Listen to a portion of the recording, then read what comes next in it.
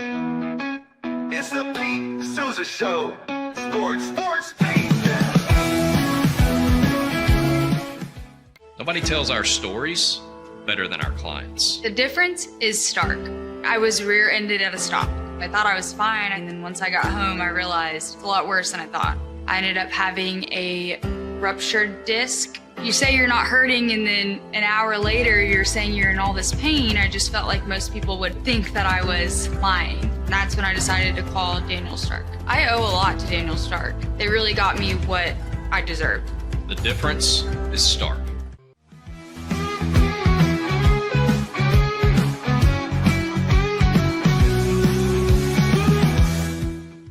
We definitely love our relationship and love Extraco. It's been an amazing experience.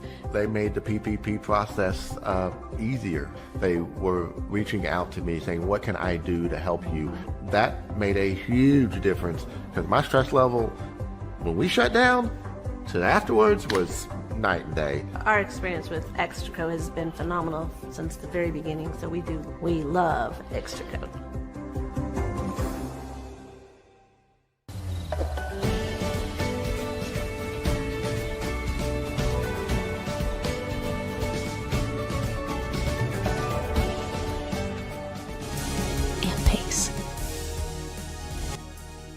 With Ease US, make studio quality voiceovers for your videos online in over 149 languages and dialects. Never been easier to create professional grade videos and voiceovers. Try it today at easeus.com. That's EASEUS.com. Ease US. Hi, I'm Mitch, the co-founder of Cake, a sexual health and wellness company designed for today and designed for you. Yes, you. The entire product line can be found at hellocake.com, and it's also available in every Walmart near you.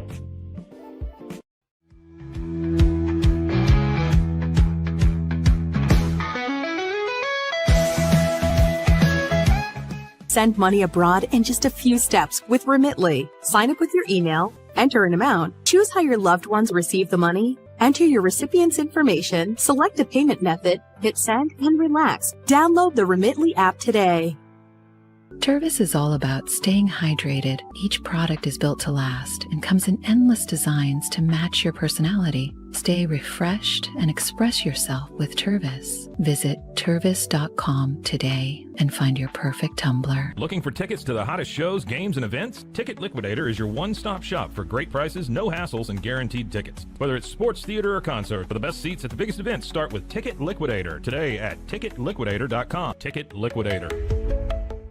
The You Like Air 3, launched in 2023, ushers in a new era of sapphire ice cooling technology, offering nearly painless hair reduction in just 3 weeks. That's ULIKE.com. You Like.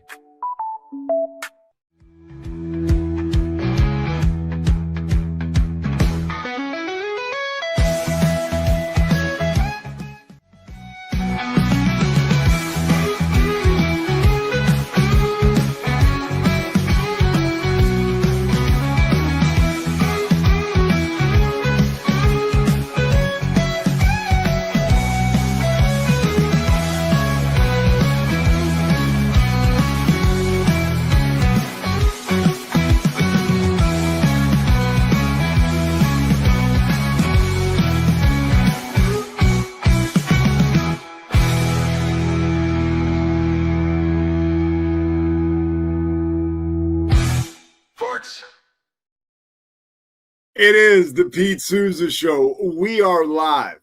We're live in Flower Mound, Texas, just about 20 miles from the Dallas-Fort Worth International Airport. The Pete Sousa Show. Cam Stewart back in the home office, or I guess you'd call like one of the rogue offices. He is in Boston, Massachusetts. Chris Visser in Orlando, Florida. Pete Sousa, like I mentioned, in North Texas. Chris Myers, resident of Los Angeles, is going to join us. We know him from Fox Sports, NFL, calling NFL games, and a historic career in broadcasting. His book, That Deserves a Wow, deserves a wow. And I actually read it probably less than a year ago, and it was fantastic. And I've been banging down the door to try and get Chris Myers on the show. And he is going to join us today. He's a guy he's one of those dudes who has been in my life since, I don't know, probably I'm 10 years old, so we're talking 35 plus years of Chris Myers, and can't wait to talk to him about experiences interviewing OJ after the murder. He was OJ's first interview. Mike Tyson almost kicked his ass during an interview at Tyson's house when Mike Tyson was like in that Mike Tyson zone. Like if somebody told you that Mike Tyson ran into a 7-Eleven and kidnapped 12 people, you would believe it. Like that's this period of time. So stoked to talk to Myers and actually ask him about the NFL. We're going to talk a little Big 12 basketball. I called a BYU game last Wednesday. I was at Wichita State and UNT yesterday. So we'll catch up on some college hoops, but primarily focus on Big 12. Of course, NFL playoffs. And we are presented by Daniel Stark. Well, we're presented by Slovakics. But Daniel Stark Injury Lawyers, of course, a part of this whole thing. Socorro Family Ford. And, First National Bank of Central Texas, Crawford Austin Properties, the whole kit and caboodle. I guess we'll start with the NFL playoffs. And, the Eagles' loss yesterday, for me, was demoralizing, but I can't say it was surprising. First of all, like playoff Pete appeared. Like I have been a casual Eagles fan throughout the season. And part of it is I almost enjoy the climb to the mountaintop more than the mountaintop itself. Truly, like I enjoy the ride. And, the Eagles last year when they beat the Chiefs so bad in the Super Bowl, I was kind of like, wow, like this isn't even that interesting anymore. We're that good. Well, we've come back down to earth, clearly. And, what I always believe, and I'm kind of a fool in a sense where here, the Eagles were the Super Bowl champs. So until they show me that they're not worthy of hanging on to that championship, until they're eliminated, they're still the Super Bowl champs to me. So all the weird play calls like Nick Sirianni constantly going for it on fourth down, crazy calls during the season where like Troy Aikman and Joe Buck would be like, oh, I can't believe he's doing that. But he would do it, and it will be successful. I think that like through all of that, I was on board with Sirianni, on board with the Eagles. But now it's like, hey, they have shown us that they are not the best team in the NFL anymore, not by a long shot. And the Jalen Hurts thing is tricky because playing a quarterback in the NFL is next to impossible. I always go back to the Peyton Manning talking to his dad, Archie, in his rookie year. And he's talking to Archie, and they're walking out of the Colts facility. And he just says, like, Dad, nobody's open. And his dad's like, yeah, welcome to the NFL. And I do believe that that job is one of the hardest on the planet. And so you take that into consideration. You also take into consideration, I shared with you guys this year, I did a UAB football game. And part of that, the preparation was, we talked to UAB head coach Alex Mortensen, who was at Alabama for, I think, 7 years. And he was there for the whole time that Jalen Hurts was there. And I asked him about Jalen Hurts, just kind of like, shooting the breeze. Like, you were an offensive assistant and analyst at Alabama when Jalen was there. Like, are you surprised by his success? And flat out, he was like, yes.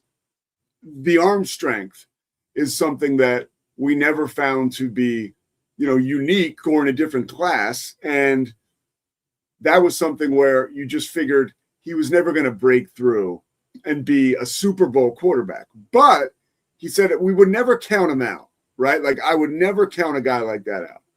So if you're an Eagles fan like me, you wake up this morning and the reality has set in. Your offensive line isn't dominant. It just doesn't dominate anymore. And like, when you win look, it's as old as like the first football game between Rutgers and Princeton, right? Like if you win in the trenches, you are going to win. And you just might dominate, right? If you can overwhelm guys in the trenches. When you take that superpower away, for the Eagles in particular, right? A patchwork offensive line for most of the year, because guys were just beat up and injured and lost. And you can say they won the Super Bowl the year after Jason Kelce retired, but the effects of that are sinking in, right? I mean, there's always like a long-term thing that may not show or rear its ugly head right away. I think losing Kelce is something that, and not that he should still be playing, but the impact of his leadership, his skill level, clearly it's your team's going to take a hit, right? Particularly your offensive line. And the running game goes by the wayside somewhat with, the lack of ability and elite playmaking on the offensive line. And now all of a sudden your quarterback's exposed. It's that simple, right? But like the shit rolls downhill. It starts with the offensive line, then the running game, and then eventually it crashes into Jalen Hurts. Jalen Hurts has probably shown us like there's not another level for Jalen Hurts, okay? But there also aren't many other quarterbacks in the NFL better than Jalen Hurts. And this is why I have a problem with talk radio, particularly in Philadelphia.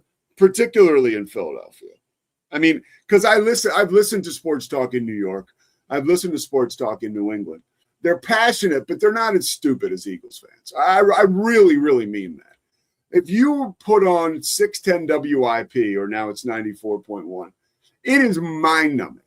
Mind-numbing. There's one girl on there, this girl, Devin Caney. She's the Eagles radio sideline reporter. She's actually like normal. Everybody else is trying to get a reaction. Everybody else is trying to stir the pot. And the fan base is just dumb enough to take the bait. Or at least people that listen to sports talk, particularly WIP. There used to be a guy on in the afternoon, Howard Eskin, who was legendary, a legendary prick, really. But he was sourced up. He did the work. And he had a ton of knowledge, and a ton of information that other people didn't have access to. I always say whatever you want about Howard Eskin. When I was doing PR for the 76ers, he came to every single game, and would just hang out by the locker room, talk to the equipment staff guys. Like, that's what I think a guy who covers teams in a city, like that's where it's at. Not some bump on a log, trying to just lazily trying to get people fired up and opening up the phone lines. Oh, phone lines are open now. Let's see what's going on out there. Everybody thinks that McKee should start. So do I. Do you think a Mormon could maintain the pressure of starting in Philadelphia? Let's go ahead. Bryn Mawr, you're on the air. It's like, no, give me a break, dude. Like, you got to be smarter than that. So there's going to be a lot of hullabaloo about Jalen Hurts this offseason, and that's not what the Eagles should worry about. Eagles fans worry about getting your defensive line back together. And also, one thing I will say yesterday, as I get into more of a human thing, this is where I am a moronic fan. I am part of this fan base. So I finished up this Wichita State game yesterday. By the way, second time I've called a game for this kid, Kenyon Giles. He had 26 in his first game, and he had 30 yesterday. House of fire, dude. The guy gets lathered up. He goes off. He's 5'10". He's fun to watch. Those games I'm calling for the American, usually like on ESPNU or ESPN2, they're fun. And this kid was amazing yesterday. I get done the game, and it's awesome. It's a 2:00 game, so I get the Eagles going. I'm in the rent-a-car. I'm listening to Merrill Reese, Eagles legendary play-by-play voice. I get to the airport. At halftime, I catch up with an old friend. By the time I get on the plane, we're in the fourth quarter, and I have it on my phone. And Tom goddamn Brady is giddy about the 49ers. Now, do I think that Tom Brady would openly root for the 49ers, his hometown team? I think he would know better, right? But maybe he's just so giddy with the opportunity he has and calling these games. But it was really offensive as an Eagles fan to see just how excited he was about the 49ers' success. The trick play where McCaffrey scored, there were inaudible shouts from him. Like, ah! That's like Scott Zolak, dude. That's for him. That's for guys like him. Hold on, Cam. You'll get your turn. All right. Is it Zoliak or Zolak? You're on mute. Maybe you should be. I like when he gets upset. Like he's mad now. Well, he'll tell us in a second. But that drives me crazy. So, okay. Eagles are eliminated. Tom Brady's giddy. And you look at the rest of the playoffs. I'm excited for tonight's game for a lot of reasons. But I have a guarantee for you. Okay? One, it's the wild card playoff. I love how these games are on Monday night. Give me a little bit more. And give me a standalone game with Joe Buck and Troy Aikman on a Monday night. I am all in on that. I can't wait. Aaron Rodgers, that's an exciting part of it, right? You look at the Texans, the new kid on the block, a lot of excitement there. But the Steelers suck, and they're going to lose the game, and they're not going to cover. The Texans are favored by 3. The Texans are going to win that game by 14 points at least. The Steelers are a tough watch, right? A lot like the Eagles have been this year. And at some point, you just can't continue to grind out disgusting victories if you don't have a defense that is the best in the NFL, which the Steelers have a good defense, but it's not the best in the NFL. And I think it's going to be a tough watch tonight. I think the Steelers are going to lose. I think it's going to be the last game of Aaron Rodgers' career. But the first 10 minutes in real time are going to be a blast, and the pregame show will be a blast too. It's going to be a ton of hype. But the Steelers are done, okay? And I rarely say guarantees because I know that, the only thing I know is that I don't know, but I got a feeling, dude. And I want the Steelers to win because I like Mike Tomlin, and I think the whole Aaron Rodgers thing is fun, but there's no way they win, okay? So there you have my thoughts on tonight's game. Even though the game is in Pittsburgh, by the way. Remember, this crowd was booing the Steelers as recently as 3 weeks ago. They played that Stick song, and everybody's supposed to get excited. And people were booing the shit out of that product because it sucks. And if your product sucks, it's going to come back to haunt you again. You can't put Band-Aids on bullet holes for too long, okay? So that's my thoughts on that game. I cannot wait for Bills at Broncos. Right? That is an old school matchup, Saturday afternoon. Broncos favored by 1.5 points. I'm sorry. Bills are favored by 1.5 points. This is my next thought. Bills favored by 1.5 points on the road in Denver. Bears getting 4.5. So the Rams are favored by 4.5 on the road at Chicago. Right? That's interesting. Tonight's game, the Texans on the road, favored at Pittsburgh. And we're going to find out the Pats line after we find out the winner of this game. And upon this Patriots mention, let's bring on Cam Stewart, who is the host of the Boston Sports Hub. Sure, yeah. What's it called? Wicked Boston Show. What's the Boston Sports Hub? That's 98.5, the Sports Hub. It's the number one sports station in Boston. So I'm flattered, but I'm just fine here at the Rogue Media Network. Huh? Is it Zolak or Zoliak? It's Zolak. It's Zolak. I got it right the first time. Yeah, you had it. You're on your P's and Q's, man. So how good is Drake May? Pretty good. Because this was not his best game at all last night. I mean, turned the ball over twice. It should have been 3 times. They recovered a fumble in a kind of unbelievable way. The offensive lineman kind of getting it on a hop and pulling it back into his chest and recovering it. He was pretty bad in the first half. The numbers were awful, but if you watch the game, you're he's just not sharp. It's missing that extra, he's not quite confident. He's speeding himself up. The second half, he was great. 11 of 14. He threw that great touchdown pass. He missed another wide open touchdown pass. And he was overall, for a kid in his first playoff game with, the pressure of kind of being the favorite, everyone talks about, the comfort of playing at home. I'm looking at it as a guy who's playing his first career playoff game. He's the number 2 seed. He's got a pretty good team coming in. That doesn't make it easier necessarily that they're at home. And he kind of took a while to settle into the game. If it takes that long against Houston, I don't know that they have the same luxury, although Houston's offense isn't that great either. But I thought Drake looked pretty good. And you know what? The best stat that he had was W. Won the football game. 1-0 in the playoffs. He's no Justin Herbert. Look, I think there's something special happening there. I truly do. And it starts and ends with Mike Vrabel. Truly. I mean, Mike Vrabel, John Harbaugh, Andy Reid, we are going to look back with 2020 perspective in another few years and say, man, I can't believe these organizations let those guys walk. I mean, the Titans have such gall to make that move. I mean, just so foolish. And I don't quite understand. I really don't understand. The Harbaugh thing, maybe I get a little bit because I actually don't get it. It's still stupid. I said I kind of get it because I understand the Lamar thing. And I know, Magic got coaches fired. Jason Kidd got coaches fired. Like, I understand.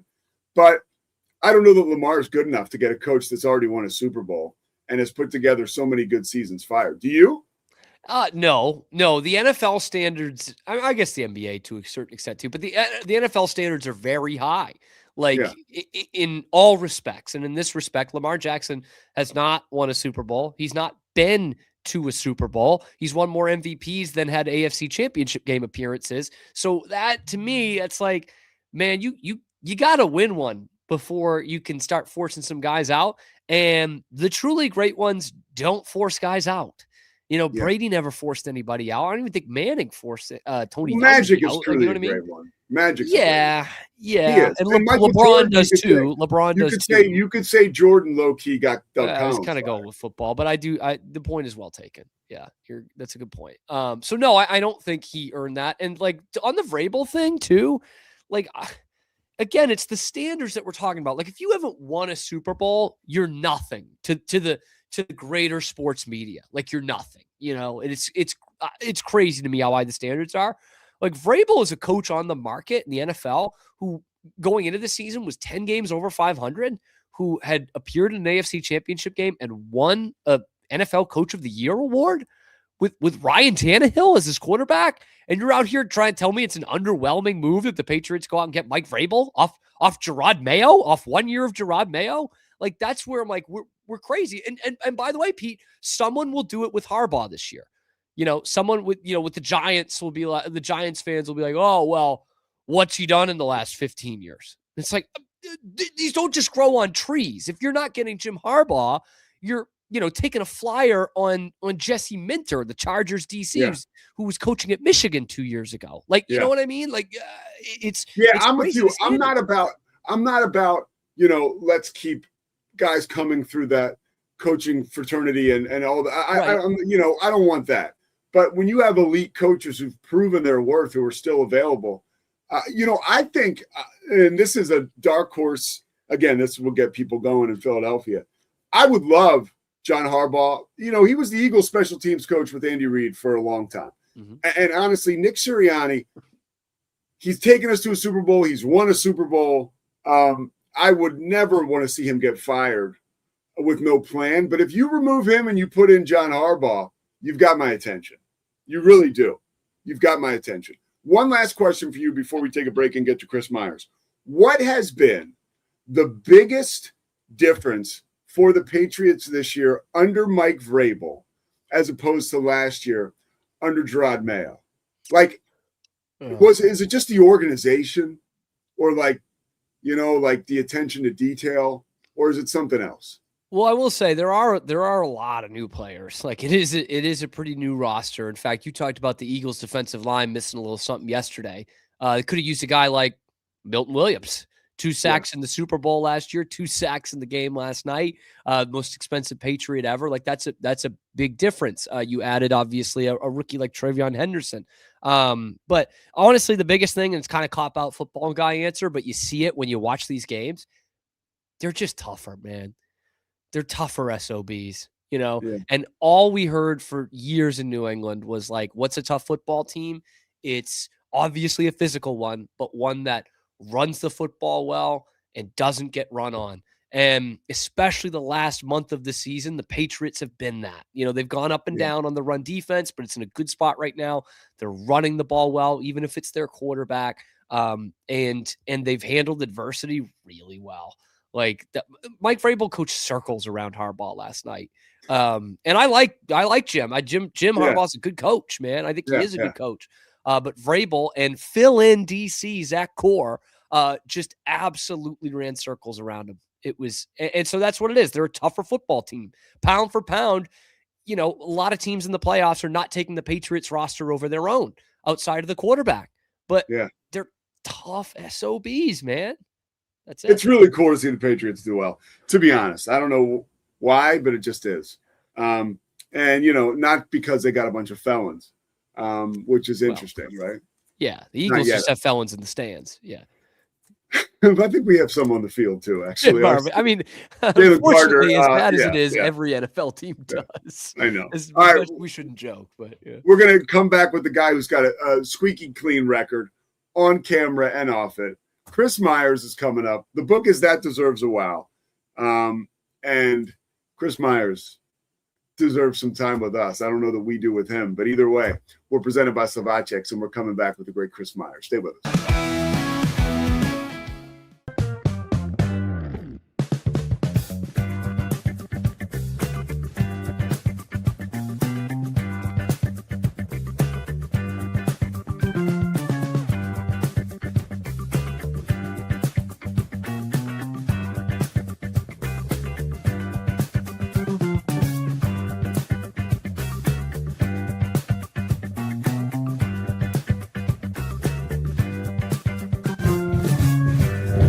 Bubble allows you to make it real and for it to actually work. So I feel like Bubble does bridges that gap and being able to give people the opportunity to make their ideas come to life really quickly too. I love that I can sit down and build something the way that I think it should be built and have the control over it. Bubble turns ideas into fully scalable apps. Try Bubble today.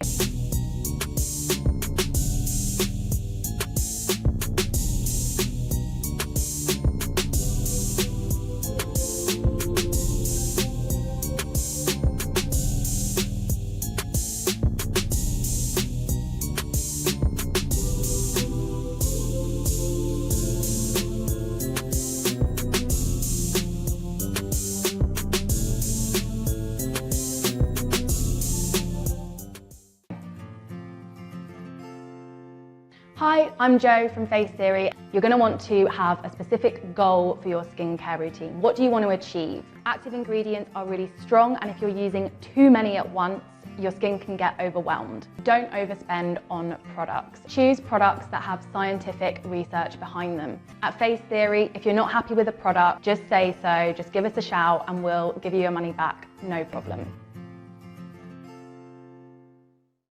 I know you're gonna love this Kodak Dot Plus printer. You guys just connect it to your smartphone and then you're gonna use the Kodak Photo Print app. It's going to print you a 4x6 photo. I am just in awe. I love how these turned out. Also, the printer comes with a free cartridge of 10 photo sheets. I can assure you, you are going to love this printer as much as my family has. You guys have to check it out for yourself. Streamline event and appointment booking with Amelia's sleek, modern, and fully customizable booking forms. Tailor the colors, fonts, and design to match your brand and seamlessly integrate with your WordPress website. Whether it's for events or appointments, Amelia makes booking simple, stylish, and perfectly aligned with your business. Enhance your booking experience today at WPAmelia.com. That's WPAMELIA.com. Amelia. When you learn a language with Babbel, you start a journey that takes you further and further. Anytime and anywhere you wish. It's easy and fun. Broadens your horizons and keeps your brain fit. A journey into new thoughts, new cultures, new adventures. So what are you waiting for? Start your journey with Babbel now. Go to babbel.com or download the app. BadCreditLoans.com is a pioneering service provider that has carved a reputation in the financial industry for its dedication to helping individuals with bad credit secure loans. By making timely repayments, borrowers can gradually repair their credit history, thereby increasing their chances of securing better loan terms in the future. BadCreditLoans.com serves as a beacon of hope for those with bad credit. Simple, fast, and reliable loan application process. And its commitment to responsible borrowing makes it a trusted partner in the journey towards financial stability.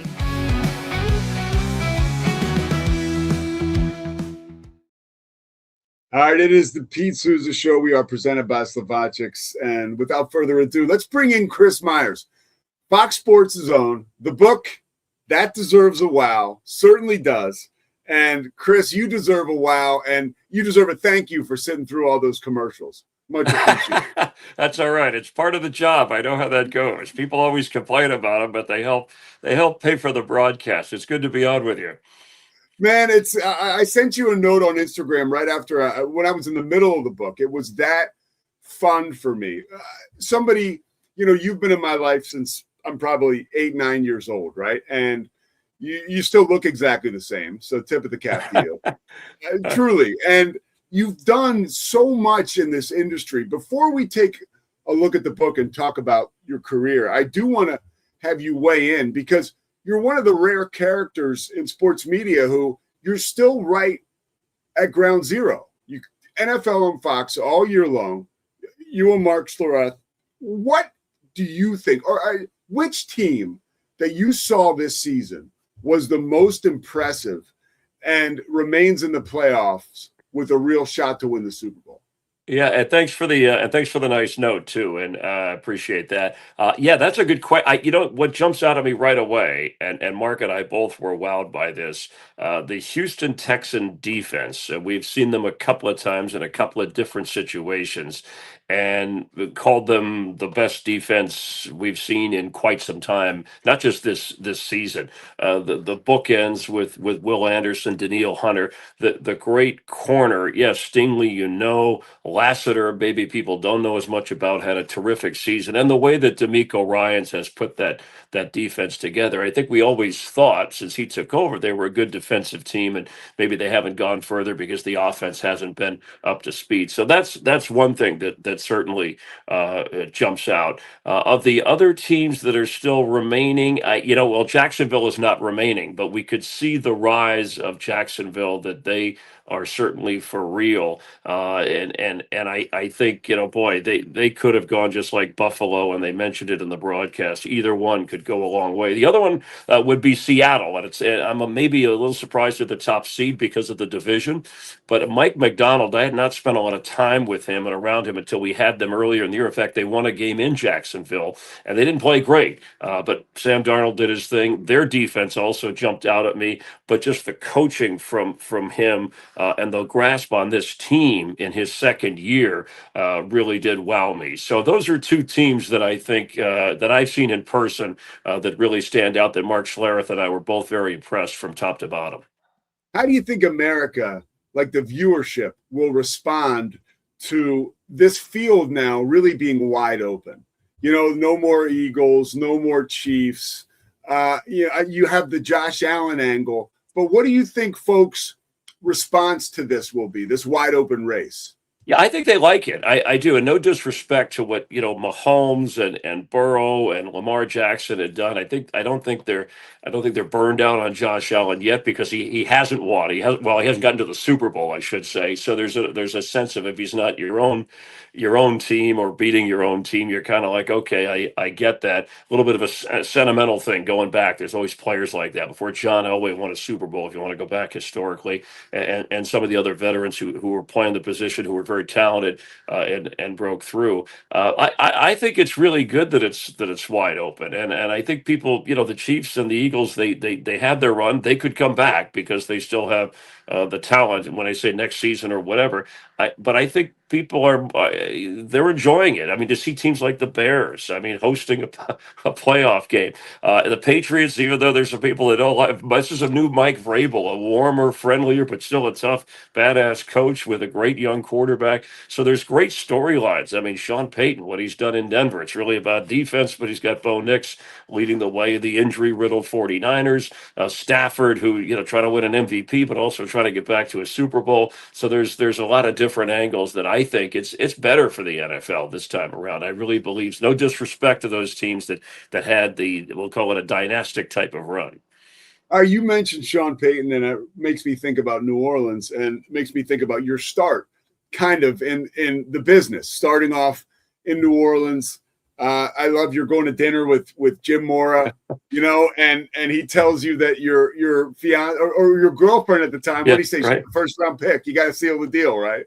Right. Yeah, it was a great story because the Saints had never made the playoffs. And, you know, we were going out for a while, and I thought it was a safe wager with him. And he's like, well, why'd you got to get married? You know, he was very direct. And I was like, well, you know what? I said, you make the playoffs. And my Sousa, my girlfriend at the time, she's like laughing, like, what do you got? You know, the Saints don't wish it. She grew up in the area, so she knew the Saints weren't winning much at the time. I said, you make the playoffs, we'll get married. And that year, they made the playoffs. And we were, you know, I was thinking about proposing anyway, but he did send a registered letter to the house saying, you know, Chris has to honor this bet, and so she still has that frame. But we stay in touch. He's retired in Palm Springs. I got a note from him when I did a Saints game earlier in the year. Jim Mora, who, you know, famous for his playoffs and other outbursts, boy, doing his radio show when he first took over as an NFL head coach, and his personality, and he gave us some access there. I mean, it was unbelievable. I mean, that was just the tip of the iceberg. He did a great job to get the Saints going, and an entertaining personality. But yeah, just one of those funny stories that you look back on and you laugh about. Well, and it's a story, honestly, that you really don't hear something that similar nowadays, because the relationships just aren't quite what they were. For the most part, you know, and that was a big part of your development and your growth. You were able to forge relationships with, whether it was coaches, you know, you got great like Don Shula stories in the book. That's right. Right. Just an amazing growth and development for you, which leads you to ESPN, and you end up with some of the most, not just prolific sports stories, but like sports and news stories. The O.J. Simpson interview, I remember at the time, like, the world stopped because I think that was his first interview. Am I right about that? Yes. It was the first live interview after both, you know, not only the double murder trial, but the wrongful death lawsuit.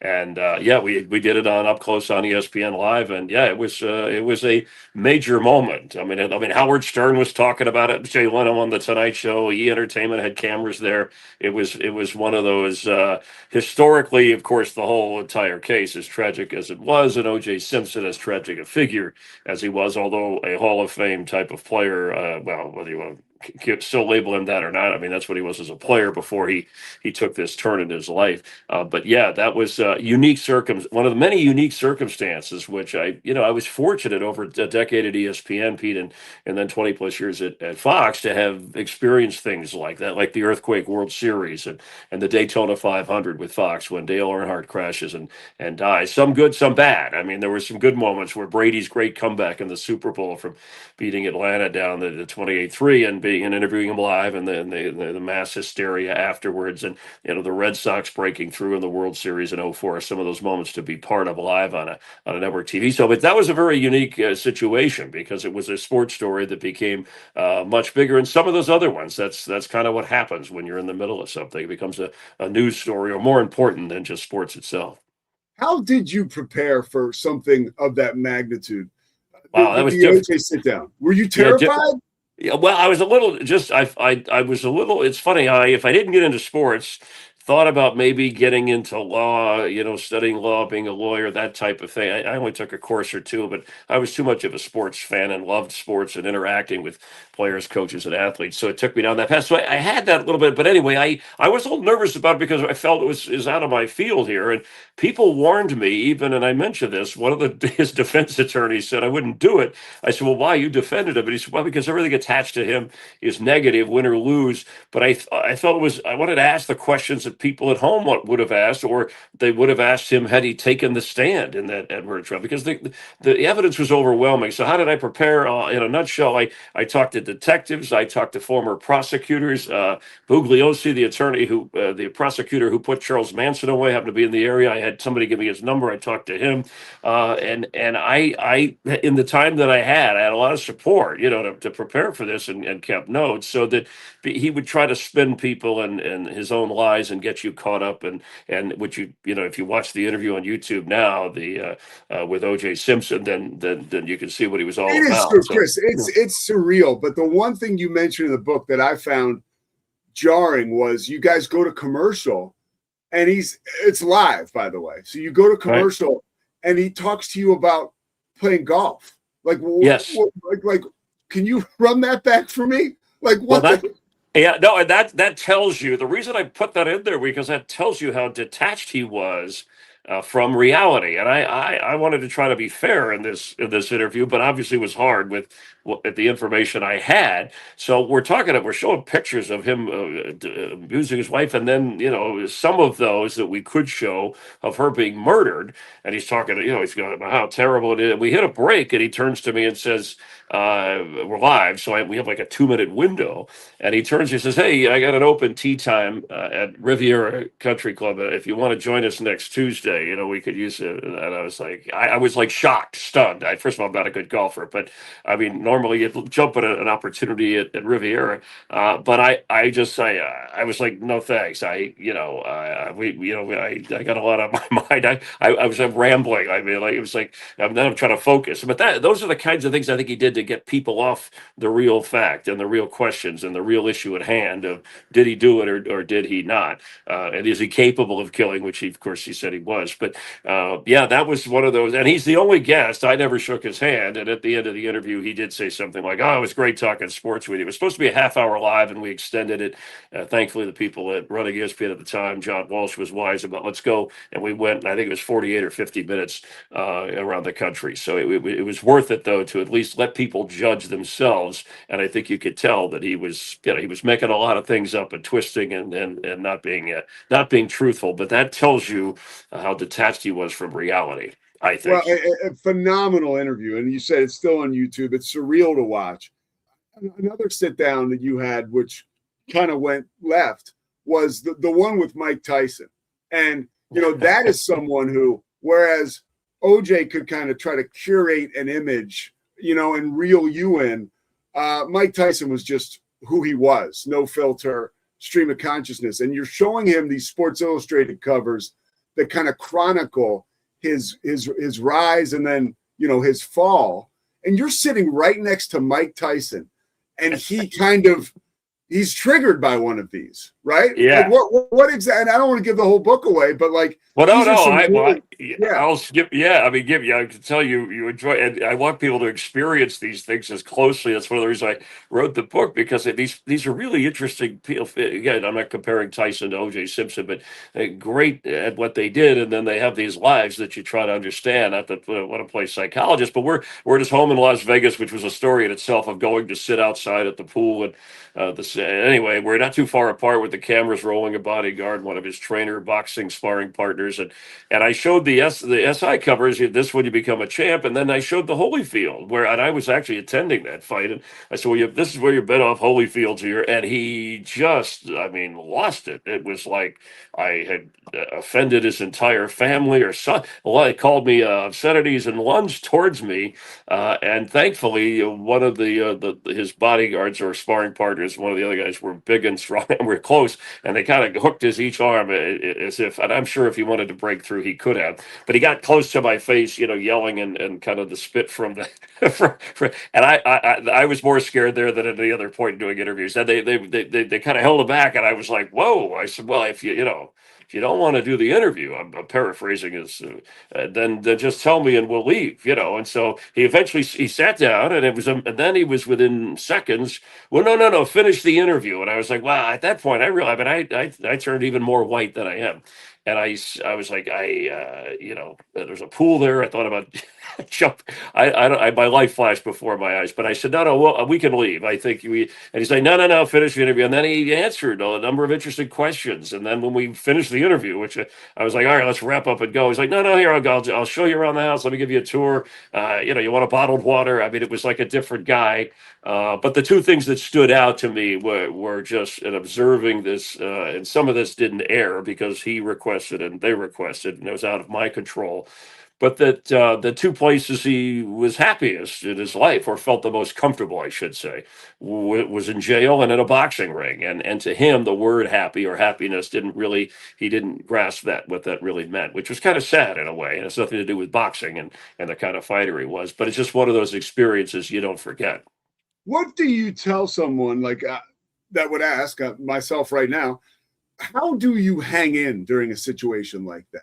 Like, what inside of you keeps you on task and gives you the ability to finish that interview with decorum, with detail? Yeah, I think the first thing, and even if you're a sports fan and you admire the person or the situation, you're doing this because you like it, but you get a job to do. And I never ambushed anybody I was interviewing. There were difficult questions. I was sensitive because they're people too, and I think we're talking person to person here. So, but this was a trigger moment. So really, in that case, the first thing was, and I've had other difficult interviews, like the Mark Gastineau one, which you could read about in there. The former Jet, which is another fascinating story of a personality. But my first instinct here was to survive, because I really thought he was going to hit me. I mean, and a hit from Mike Tyson could be something you don't survive. And then I was like, okay, so it's a little bit survive and then escape, kind of like, okay, we should leave. So, but underneath all this, I'm like, if there's a way to keep the interview going, if he's calm, if he's okay. I mean, I'm not trying to provoke anybody. That was the word he used for sensationalism or anything like that. But I think that's what drove me to say, you know what, as long as he's okay about having me here or us here with the cameras, I want to finish the interview and talk about, reviving his career after being in prison, and, the boxing career, where he takes it next, and how those kinds of things. So I was a little thrown off in terms, you have notes and preparation, but to me, you always do best in a conversation like you and I are having if you listen and respond and you know where you want to go, and then you just follow that. So I would say what got me through that, obviously preparation helps, but I just think, and I talk about it, growing up around a big family and the friends I had, being around people enough to gauge their moods and personalities, that you kind of have to adapt in a situation and do the job, whether it's an interview or your homework or passing a test or whatever it is. So I think that's what got me through. But that's a good question. I've really thought about that because I'm there for a purpose. I would think just from you talking to me, it's like the preparation and also staying engaged. I think the most important word I heard you say there was listen. Because the first thing a human does, or at least me, is to get inside your head in a moment like that, and everything else is blacked out. But you could maintain a conversation and the listening. That's super interesting. Okay, let's talk about a couple more for you. Bill, I do want to talk some NFL about the games this week if you have a moment. I don't know how much time. Of course. I love. Thank you. Okay. Thank you. So, Bill Belichick. You had the opportunity to interview him at some of his highest moments and some of his football-wise most disappointing. Right. After losing a Super Bowl, what was your that relationship like? I mean, I think you had an interview with him after the Giants Super Bowl that they lost, right? Right. Yeah. After they had the perfect season up until that point, and a game that they, when Randy Moss, they nearly could have won, and he didn't really want to do the interview, but they were required. Sometimes they blow it off, and he ended up doing it. But they were one-word answers. People thought he was rude. I felt, again, that he just was, again, at a little shock and disappointment. But I've also interviewed him when he's had success, when obviously the victory when he and Tom Brady were able to rally against the Atlanta Falcons and a couple of his Super Bowls and along the way, because Fox usually we had the NFC, so we wouldn't get to Belichick or Brady until they got to a Super Bowl in terms of the biggest games. And obviously a kind of a one-dimensional. I have heard different from people around him, and we've seen a little bit of his lifestyle lately. But he was tough to warm up to, but he was all ball. He would talk, and he really appreciated that if you talked football with him. And then I got. By chance, I called his last game. We weren't sure at the time. I think he was. It was out of it. Patriots, miserable, rainy, cold in New England. The Jets, and that his last game, I should say, as a Patriot head coach. And there's this legend, and it was kind of a sad ending to it all for what we kind of knew. And I tried to give it the I guess the attention that it deserved for waiting for that official announcement. But outstanding coach, but one with just hard to get a good read on. Maybe just because he wanted to be straightforward all the time with media, and maybe had some trust issues. I don't know, but that's how it felt in covering the guy for the times I was around him. So one of the most celebrated moments you had, this is before we get to the NFL stuff, the Boise State postgame. Where the kid proposes. That to me is like, college football, and I call games. I love college football. What's going on the field is wonderful and delightful most of the time. But, the transient nature of it now makes it a little different. That was like a storybook moment where, and how do you pull something like that off on live television with all the moving parts? Because, look, it's a Fox broadcast, whether they got to go to studio or another show, you're on a time crunch, but you have this magnificent moment in front of you. How do you navigate that? Yeah, and I took the liberty of pushing the envelope, which you just sometimes have to do, Pete, in those live situations. But that was, and I'm still criticized by some people for that. I blew the wedding proposal, But the reality of the situation, it was one of those split-second decisions, and it was important to Ian Johnson, the running back, to do it on. And I'll tell you the scenario real quick, because if I didn't, he was going to miss that chance. He was still probably going to propose to his cheerleader girlfriend, but he wanted to do it. I mean, you can't make up moments. This is before, this is BCS, before all the BS in college football. So you had, Boise State, which just was fighting for attention. Kirk Peterson, the coach, and mighty Oklahoma, Stoops and Adrian Peterson. And it was one of these back and forth double over. It was an outstanding football game. And I'm the reporter. And, when you think of the game's going to end, I'm on this sideline. I'm going to, I'll interview Stoops or Peter. Then I'm on this sideline. I'm going to interview the quarterback for Boise. And so anyway, the game, Ian Johnson scores the running back,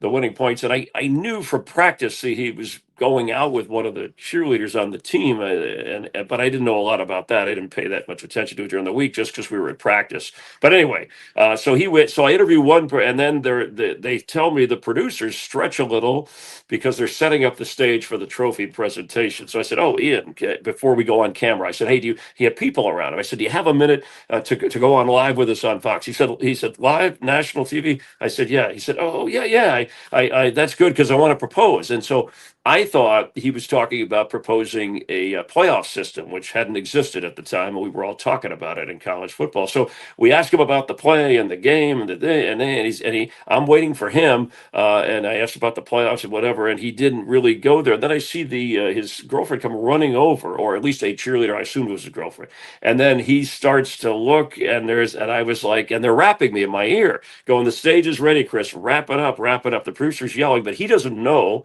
what Ian Johnson said he wanted to do. And so I'm like, is he going to make news about a playoff system? Is he going to propose to his girl? So I just went for it and went past the time barrier and said, "Hey, are you going to propose or what?" Something to that effect. You can look at it.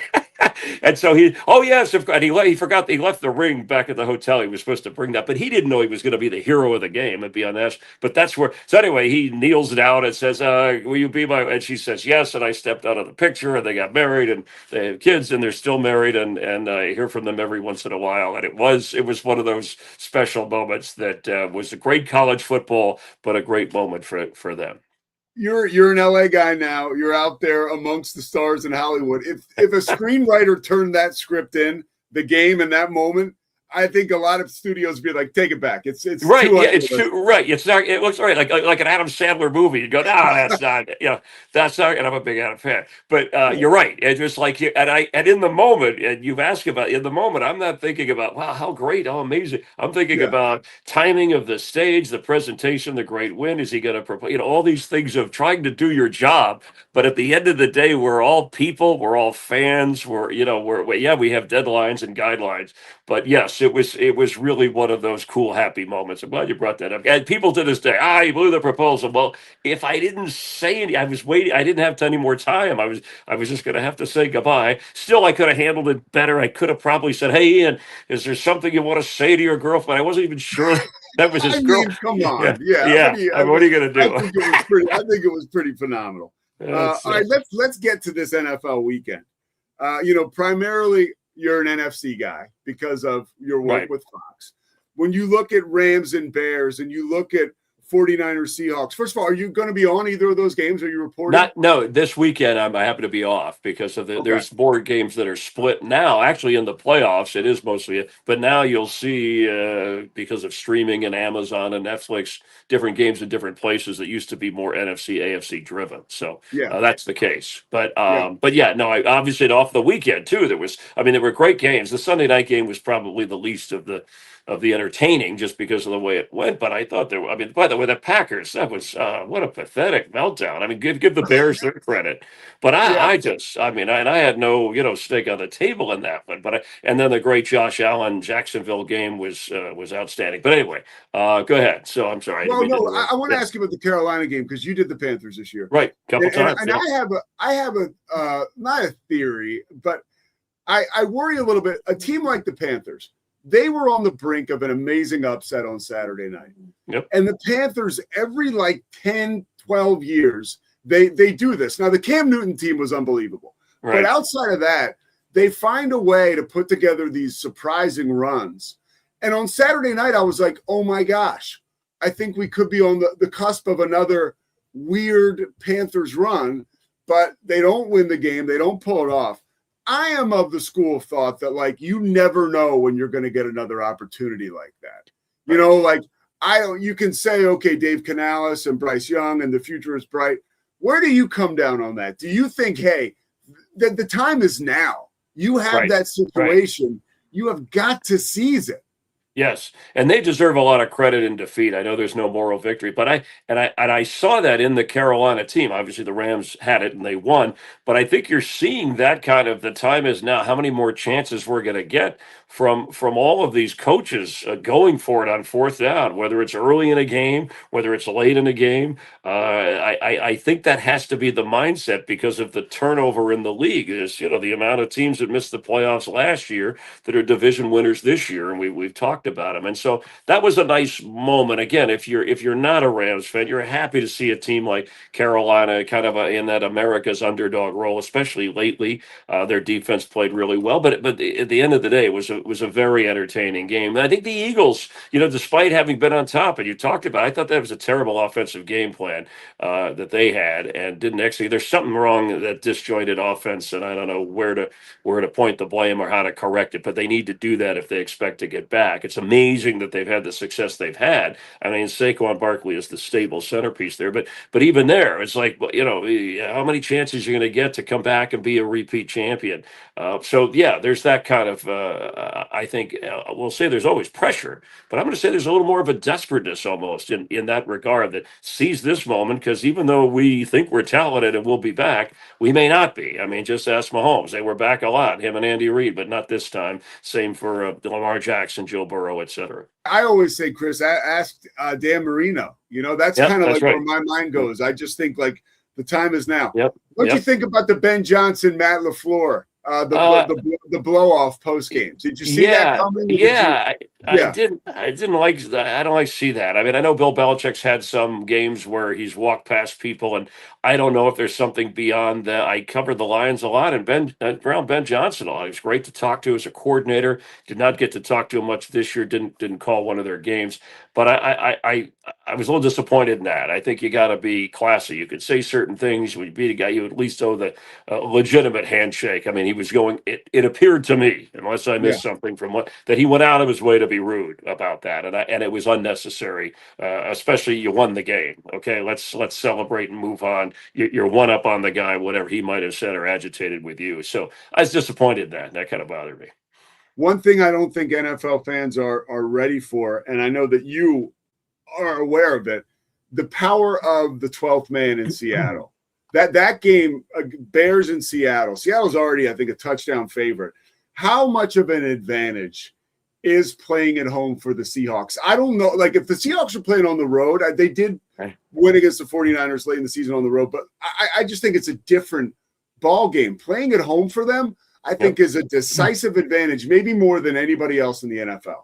Yeah, the sound is different. To me, it's my favorite place to call a game, and I've called them in every stadium, and especially I've been there for playoff games. I've been down on the field as a reporter during the Pete Carroll's Seattle Super Bowl runs, and then later up in the booth calling games. It's a unique kind of crowd noise that never really stops, and even sometimes the Seattle offense has a little problem with it. But because, and Pete Carroll took advantage of this, and this is Mike McDonald's team, because the defense is so good anyway, that's when the crowd really gets out of control. And it really does cause, there was a stat we had at one time about the number of false starts that are average there, and it was through the roof more than any other stadium, more than any dome stadium. And there's been some really, I've been in New Orleans, that dome can be crazy, and in Minnesota, but this is it. This is what is allowed us to outdoor, and I know Kansas City, but in my view, from my experience, it's a factor, but it's also because you have to play good defense, and that takes the crowd to another level, because they don't want to cheer too much when the Seattle offense is on the field unless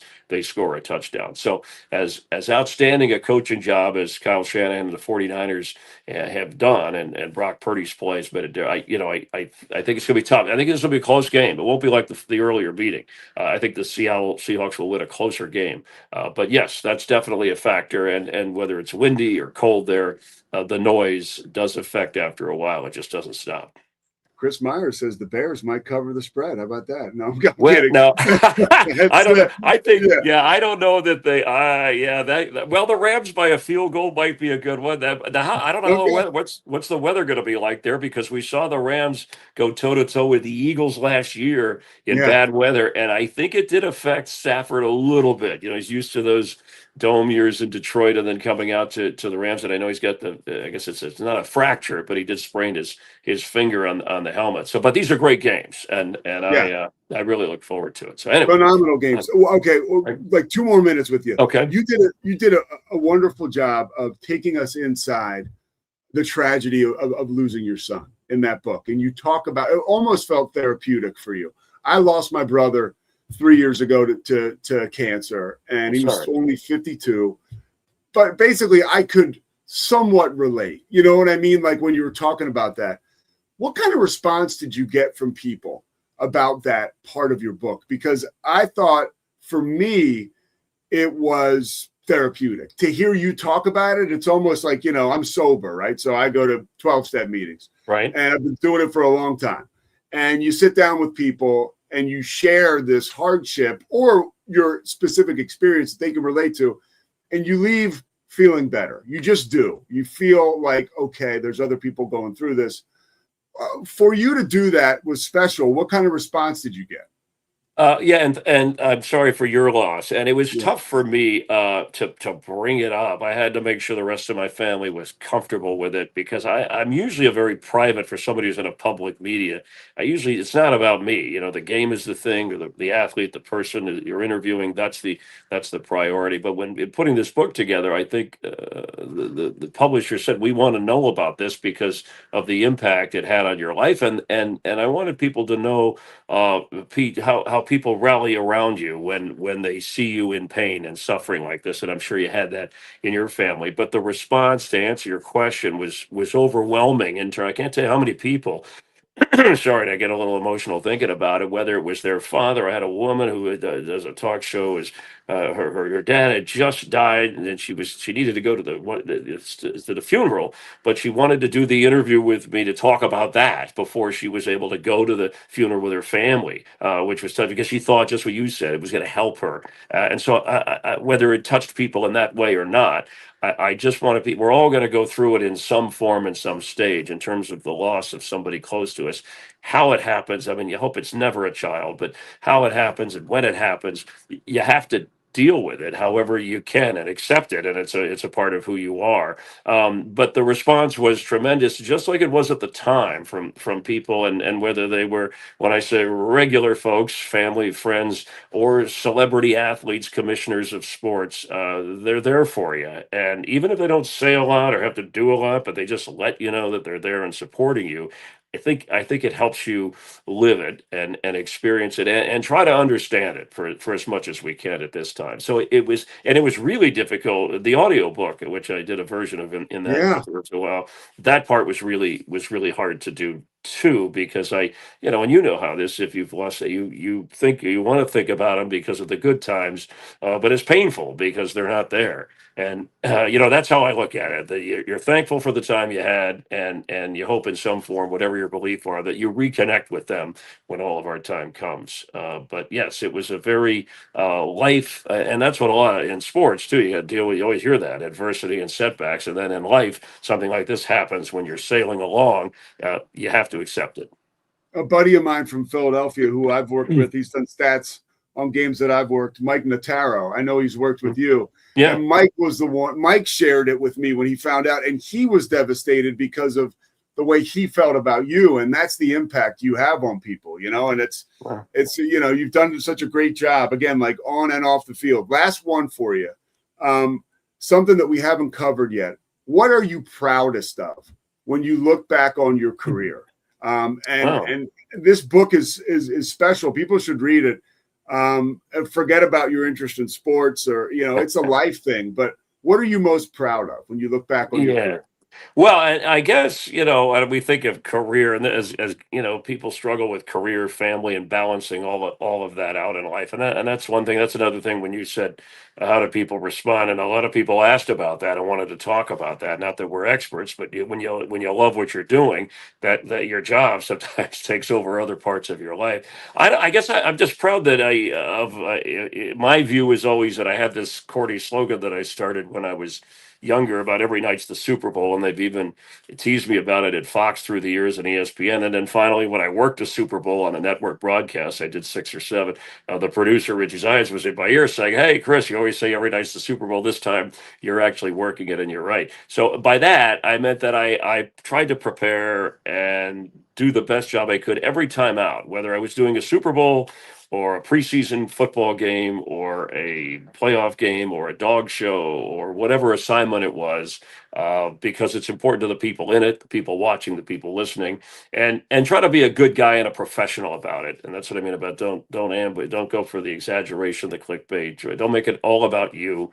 Do the event, and if you can add personality and add a little humility and relate it to people in whatever way you can, then do that. So, and that's a long-winded answer. I never really thought about it that way because I'm still working, but that's the way I still approach it. That's why I still have fun and still want to work and enjoy it, because to me, that's every night is the Super Bowl in that regard. Even though realistically, it's not just another game like some players will tell you.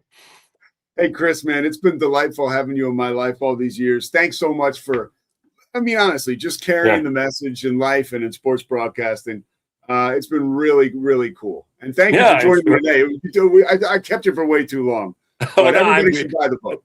That's okay. It was an enjoyable conversation. I appreciate your interest and your preparation and the homework and being a loyal sports fan. You made this fun for me. So you take care. And anytime we'll do this again. This was fun. You got it, Chris. Thanks so much. All right. Take care. See you. All right.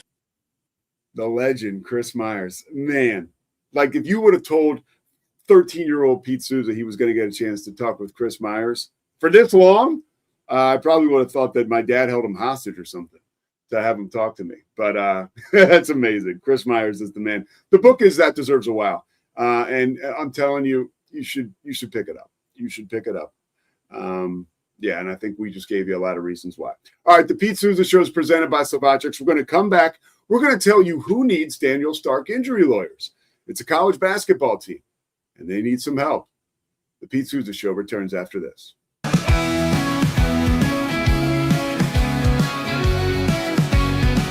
It doesn't matter if your investment budget is small or big.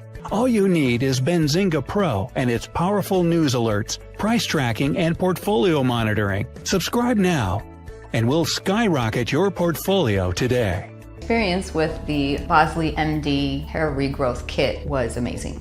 It was easy to use. It let me take off my hat. I could go in public and have my picture taken and feel normal again. BosleyMD.com. Join us at golfpartnerusa.com and discover why we're the trusted choice for golf lovers worldwide. That's GOLFPARTNERUSA.com. Golf Partner.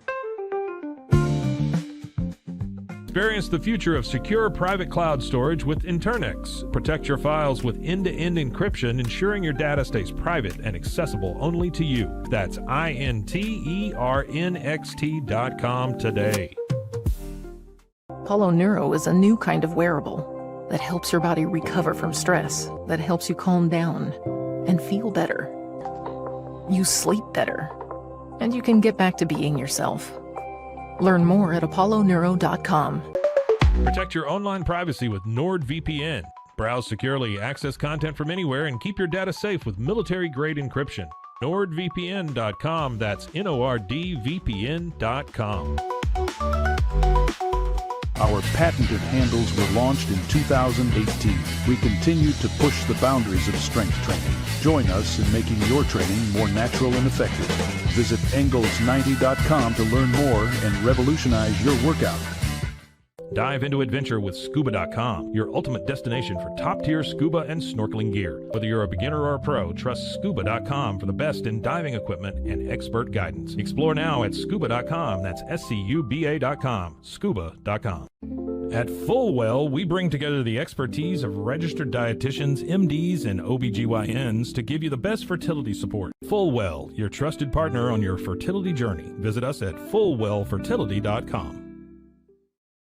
Experience the perfect blend of exquisite craftsmanship and life-changing technology with Gevi. Every product is built with precision, featuring specialized parts that ensure durability, efficiency, and safety. Upgrade your everyday with Gevi. Visit us at GEVI.com to discover more. It's the Pete Sousa Show. With San, owning iconic furniture no longer requires paying a premium. With over 15,000 satisfied customers worldwide, we've proven that high-quality furniture doesn't have to come with a high price tag. Explore our collection today at san.com. At Covers & All, we've revolutionized protective solutions with cutting-edge, customizable covers, tarps, and curtains. We deliver premier protection at affordable prices and express shipping. Visit coversandall.com today for the perfect fit, guaranteed to last. Relax with Hemp Delicious. Organically grown hemp, massively blended with delicious organic herbs, responsibly sourced for their holistic benefits. Each sip offers calming, antioxidant-rich wellness. Brewed just for you. Sip the calm with Hemp Delicious. At Open Goal USA, we're revolutionizing training for both soccer and lacrosse with our innovative portable rebounders. Perfect for players of all ages and skill levels. Visit OpenGOAAALUSA.com and elevate your training today. Get paid faster with Bill, the easiest way to send, receive, and manage your payments. No more delays, no more hassle. Whether you're a freelancer or a business, Bill makes payments seamless and secure, simple, fast, and reliable. Sign up today at Bill.com. Stability.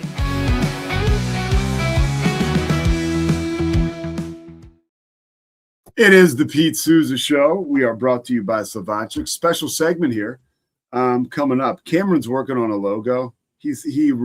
Cam Stewart, by the way, really been a phenomenal get for this show.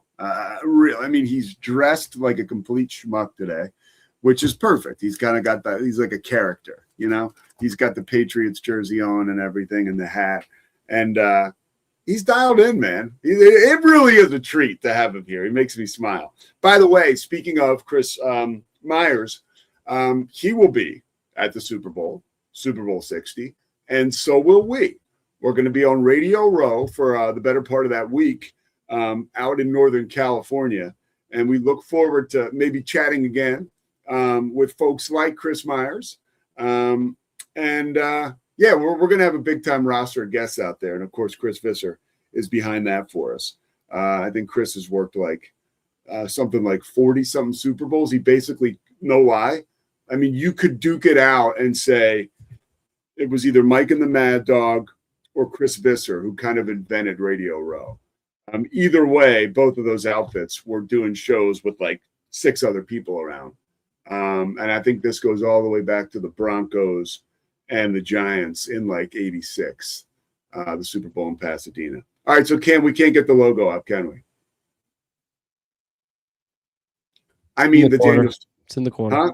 It's up there. Oh, don't be so serious, dude. Seriously, come back on here. Chill It's up out. there. Yeah. All right, There you go. I'm going to call you in a second. Let me get All this right. going. All right.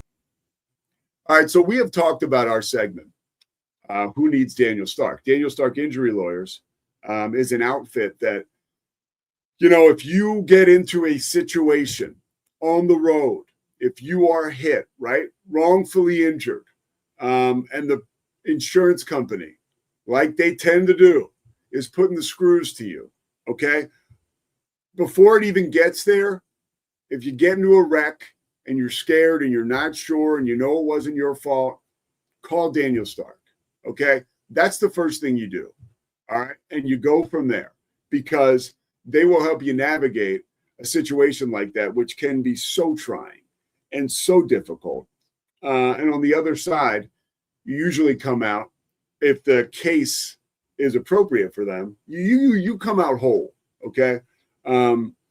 When we talk about who needs Daniel Stark in the college basketball world, in the Big 12, the Baylor Bears, they need help, dude. And they might need a Daniel Stark injury lawyer type situation because it's a wreck right now. Now, I don't want to be a prisoner of the moment, but the team is 0-3, okay? TCU loss. That was tough. Right? That was a game they probably, when you look at the Big 12 schedule, okay, those are games, if you want to be competitive, you really can't lose, right? TCU is beatable. Other games, like, Cam, come on, join us real quick. Who did Baylor lose to in game 2? Iowa State. Okay, that's fine. It's Okay. two top 10 teams they lost to in the last week, but also that is what the Big 12 is, Pete. Like, yeah, but here's my concern. Mm-hmm. It's not getting your ass kicked like they did at home against Houston. They were down by as much as 29 points. They were turned over 16 times. They could only generate 5 turnovers, right? By Houston. And is this a situation where Scott Drew can right the ship? Like, does Baylor have the talent? Because I look at Tunde Yesufu and I look at Cameron Carr and I think, yeah, they do. But is the rest of the squad around them so lacking that maybe they don't? I think James Najee will continue to develop and get better, by the way. Yeah, I think you kind of hit it. Like, overall, they don't have that talent. Like last year, you were talking about probably almost the same thing, obviously to a different extent. Like, we knew that was a tournament team, but not much else, right? And that team had a top 5 pick on their team. Like, Tunde Yesufu is a good player, but he might not even be in the lottery at this point. You know, he's a first rounder, but probably outside the lottery. And so, like, when you're talking about that kind of talent discrepancy, you know, on the other end, you had VJ Edgecombe leading the way. You had a really good battle-tested guy like Norchad Omier. That's a different 1-2 punch than Cam Carr, Tunde Yesufu. I just don't think they have the talent to compete with these top end Big 12 teams for 40 minutes. You know, we saw that against Iowa State on Wednesday.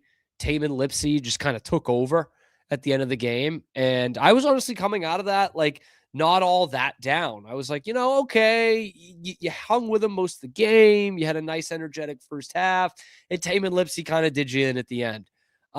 Houston I got this feeling early in the game, even when they were winning. Pete, first couple of minutes, they hit a couple threes, and Fanta's doing the game. And, and he's saying, yeah, Baylor not a good 3-point shooting team. Houston will give them that. And I'm like, he's exactly right. Like, this was, it reminded me of this story of when my dad was at UT in his brief time at UT. And Phi Slamma Jamma, bringing it back to Houston, came and played at the Drum, and UT was horrible. My dad claims that by the end of the season, their starting backcourt started the year as cheerleaders. Like they were so terrible. And they had a 10-0 lead on Phi Slamma Jamma, and the place was going nuts. And they lost like 91-45 or something. Like, they just got absolutely shellacked. And that's what it felt like in that Baylor game. It was like 15-9. And then like the next media timeout, it's 29-17. And you're like, what happened? And that's obviously the entire second half. Yeah, they do not have the horses in the stable. Like, that's why James Najee's on the roster. Like, they don't have enough. And, can Scott Drew turn it around? Maybe he can make them a tournament team. I think that's a long shot when this is the gauntlet that you're facing, when this is the schedule you're facing every night. And to your point, you didn't even get one over TCU. Like, yeah, that's the game you got to win. Yeah. And one of these two, by the way, Iowa State and Houston, they were both home games. So it's like you would have been nice to split that if you mean business. And this league is, as Bill Self said, a bitch. I mean, it really, really is. Keep in mind that there's a little bit more breathing room because the schedule's down to 18 conference games this year, as it was 20 last year. But unfortunately for Baylor, they filled a lot of those games, or a couple of those games, with really less than opponents. And one, that doesn't help out your net or Ken Palm or whatever the hell as you come down the stretch. Tournament. Yep. Yeah, to try and get in the tournament. And two, and Scott Drew knows gazillion times more than me about scheduling in college basketball, but I don't know that it got your guys ready. I mean, they don't look ready. Against, you don't think Arlington Baptist gets some battle tested? I think Rockland High played them the other day, actually. Arlington Baptist, I called the game.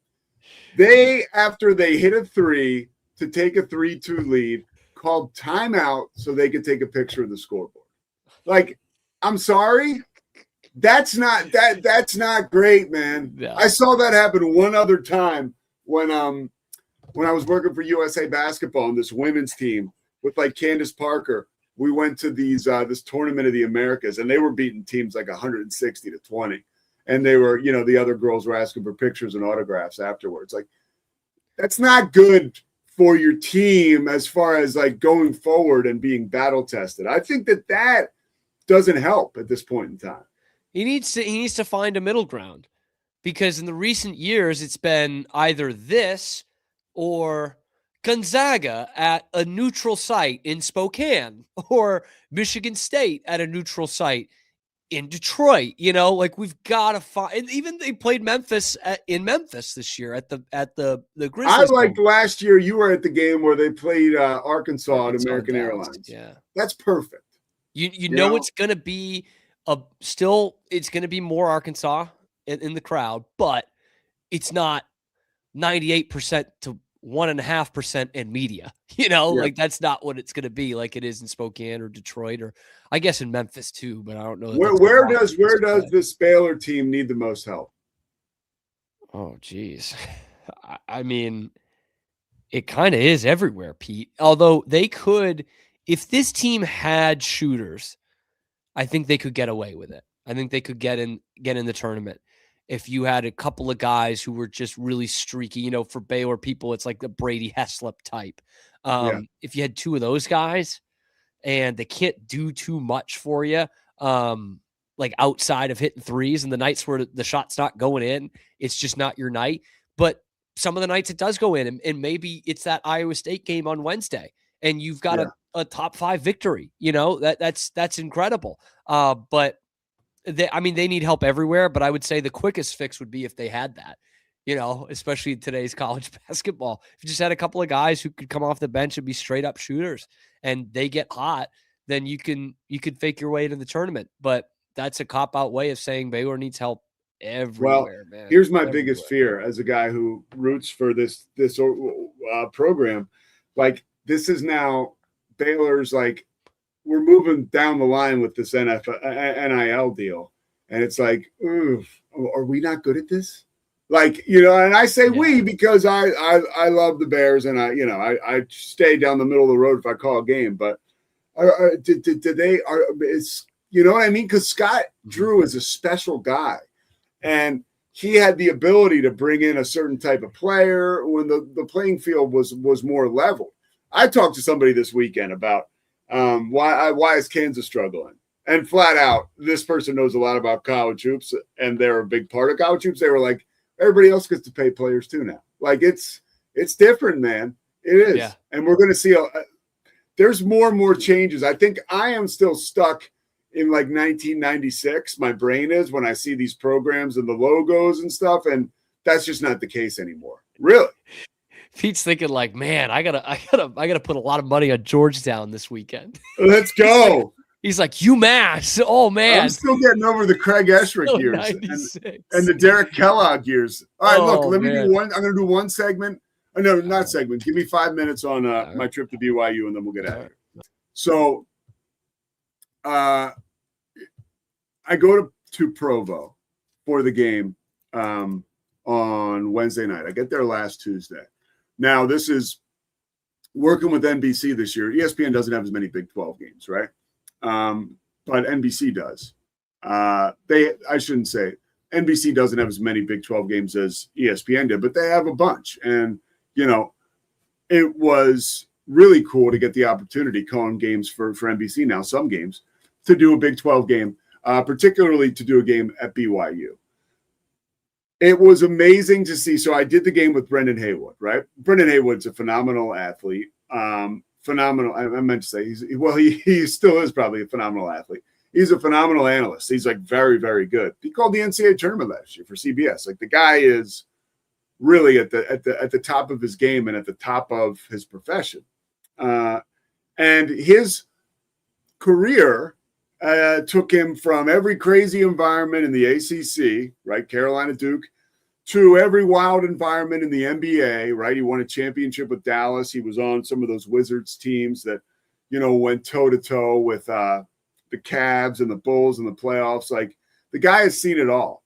And I was anxious to get his reaction to the crowd in Provo, because I can tell you, having called games in the Big 12 for years, I was out there doing games before Mark Pope really started to have it hitting on all cylinders, like as he grew, right? As the pendulum swung.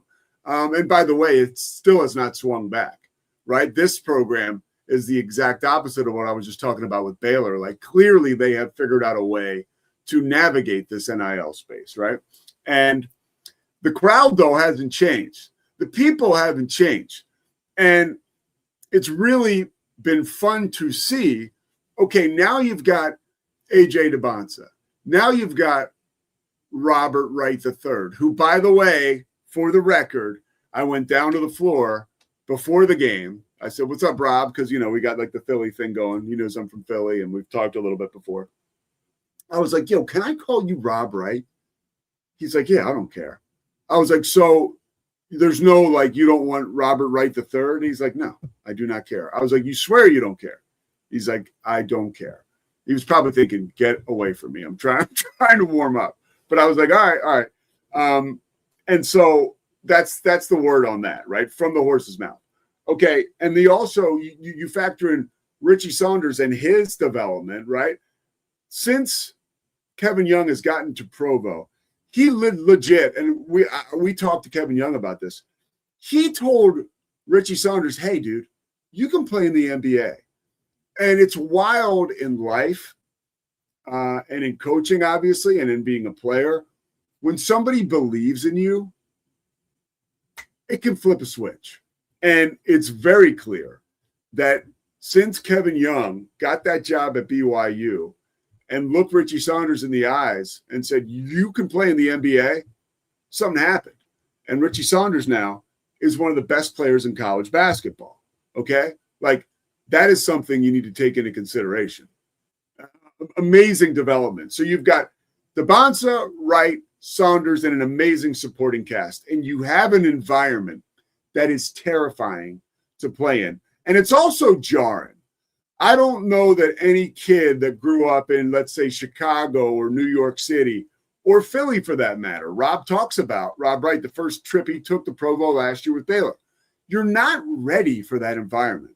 You're not ready to shoot into a student section with like a gazillion hands and those things that spin around that make you dizzy. I mean, it is a scene, dude.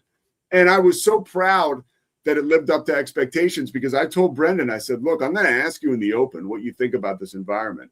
And right now, this is like 10 minutes before the game. I said, right now, it's not reflective of what it's going to be like, but I'm asking you that. And boy, I asked him that, and it was a genuine, authentic answer. He was shocked in the best way possible. One thing about Rob, this is like a little inside baseball, and we'll wrap up here because I know Cam has a show to do, and you know everybody's got to get on with their life.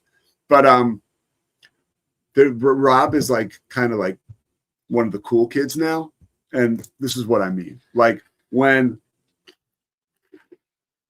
he's always going to be super nice because that's who he is.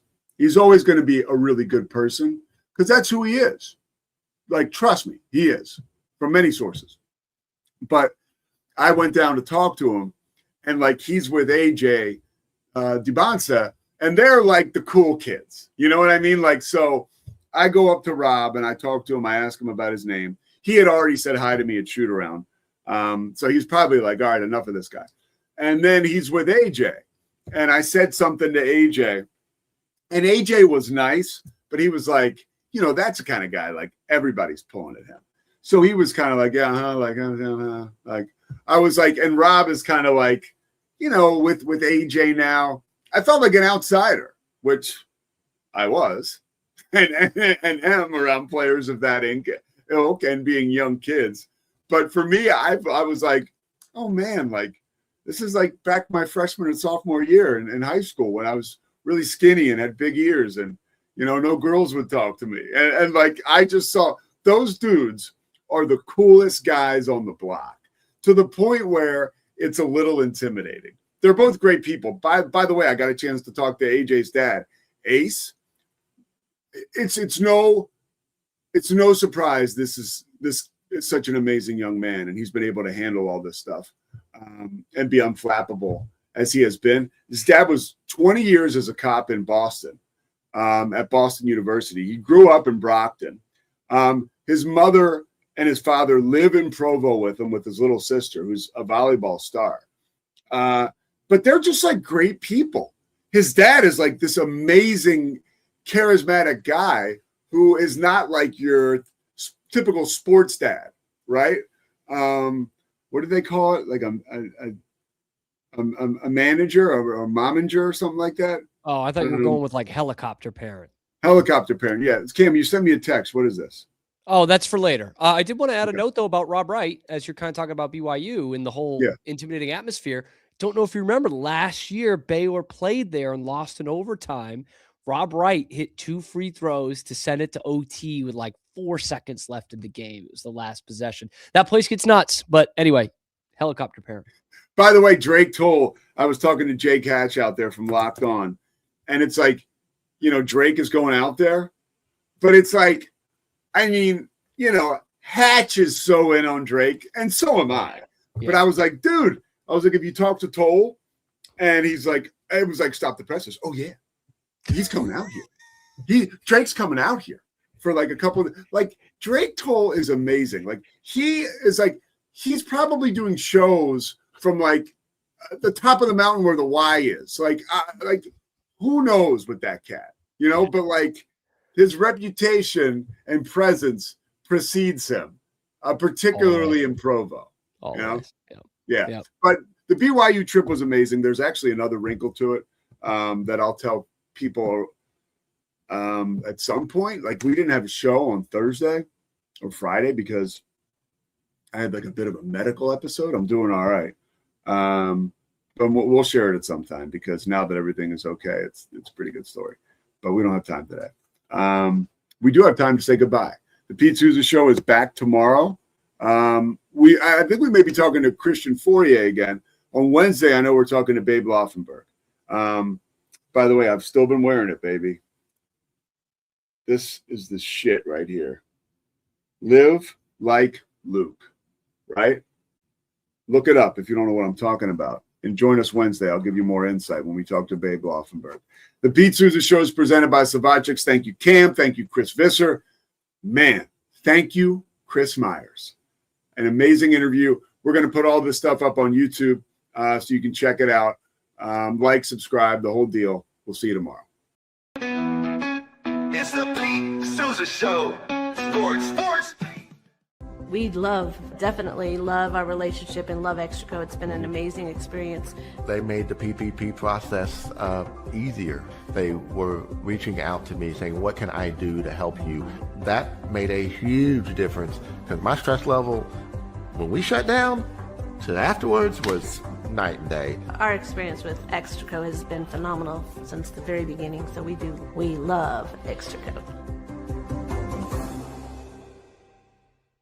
Show. Sports.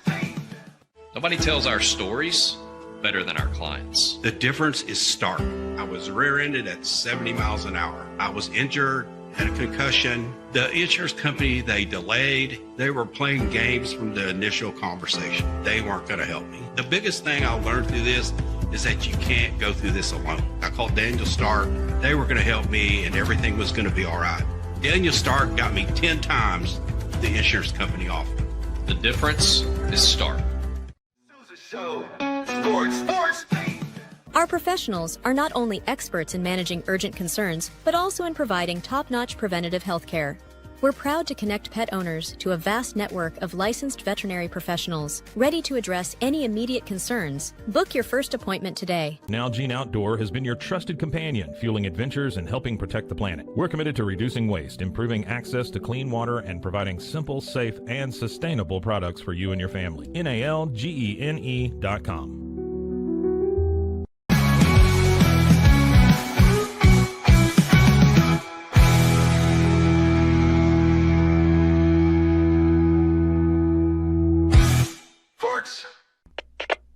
We are Rogue Media Sports.